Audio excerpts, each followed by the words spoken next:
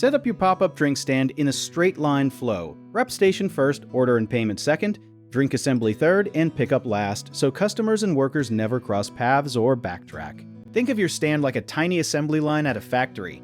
Everything should move in one direction, never backwards. Put your cups, ice, and syrups close together near the front so the person making drinks doesn't have to walk around.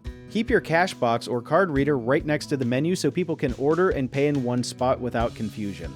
A big trick almost nobody talks about is pre-measuring your ingredients into small cups or bottles the night before, so during a rush you're just pouring instead of measuring, which can cut your serving time almost in half.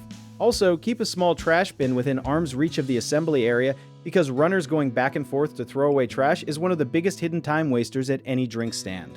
One common mistake people make is only having one person handle both money and drinks, which creates a bottleneck almost immediately once you get more than 2 customers in line.